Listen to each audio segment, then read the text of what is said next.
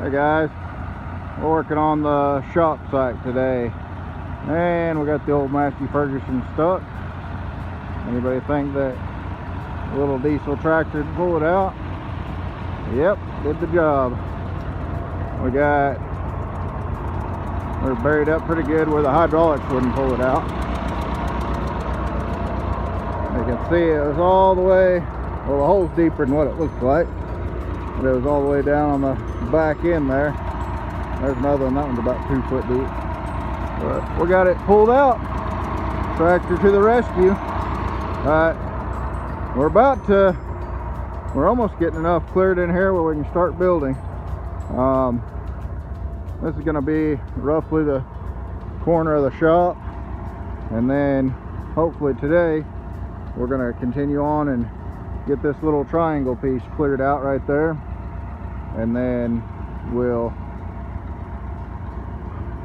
start cutting a little more of this out and maybe push that corner back in there, kind of square it up a little bit. But the corner of the shop will probably be about here, over to coming in right on an angle right like this, and then angling on out this way. So we're getting close.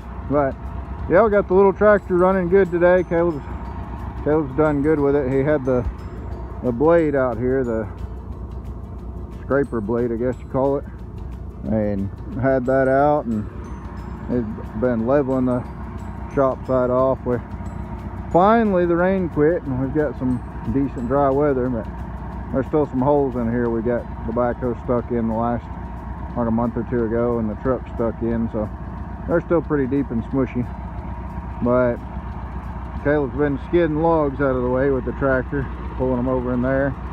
And Jacob and Hayden and Jordan are grabbing the logs and the trees and limbing them as we're getting them pushed down and getting them hooked up and ready to skid.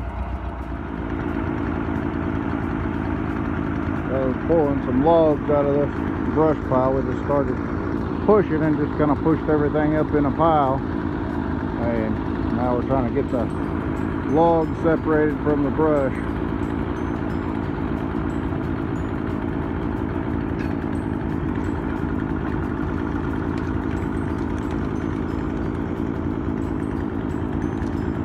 That's good.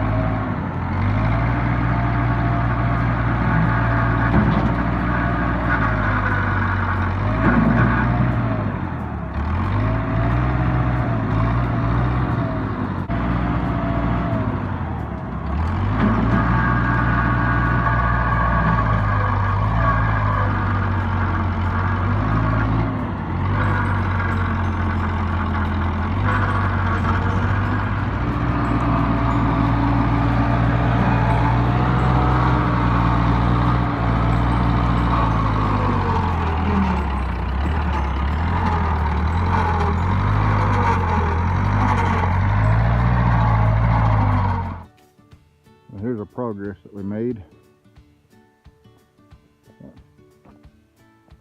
Some logs stacked up there. We're gonna try if we end up with enough decent sized logs to build a little cabin, like a little guest cabin or something. Pushed out a little more over here. Got the backhoe stuck again. Got to pull it out with the little mighty tractor. Looks like we made a bigger mess than what we cleaned up, but actually a lot of these brush piles are a mess from just pulling logs out of them, and then they end up pulling the brush piles out. But got a little bit more. I think what we're going to end up with is probably 30 by 40 starting out. So we've got almost enough area here cleared to where we can have room to drive all around and whatnot. And then this will be the driveway coming in down through here. But not the best idea to clear land with a backhoe, but that's all you got and all you got available, it works. Best thing that I've found, I'm not really an operator by any means, I've just had played with stuff over the years, especially on these pines. If you go up with the bucket and put it up high, and then you go and start curling the bucket over and just push the tree over, if you can get it to lay down about like this pine is right there, then you can come back and take the bucket and just curl it and pop the roots out, and the stumps usually come up pretty good on the pines. The hardwoods are a whole lot harder to get out than what the pines are. But the main thing you got to watch with the clearing with the backhoe is all the little brush and stuff. When you're out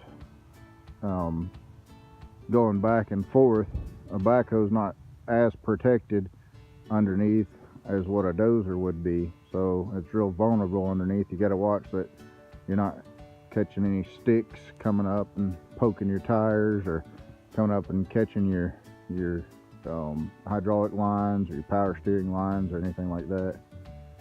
But if you're careful, you can do it. What I usually do, the littler stuff is the hardest stuff on that, so I usually push stuff over and just go as far as I can go in with the bucket, and then come back out. And if it's little and it's not coming out with a stump, then I'll just take the chainsaw and cut it off level, and then go back and I got a pretty moon coming out.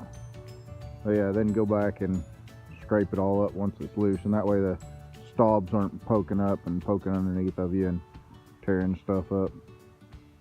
But anyhow, that's our video about land clearing with a backhoe and an old tractor. Give us a thumbs up and comments, and like our channel, subscribe, send some friends our way to subscribe. Y'all have a blessed day. Sorry guys, kind of choppy and spliced in here, but in putting this video together, I found a clip to play at the end. And one more thing I was going to add about working with a machine, an older guy that I used to work for taught me is, whenever you're using the machine, make every effort count. So if you're going forward with it and you're going to push a pile, even if you haven't got up to the pile yet, grade on the way up to the pile.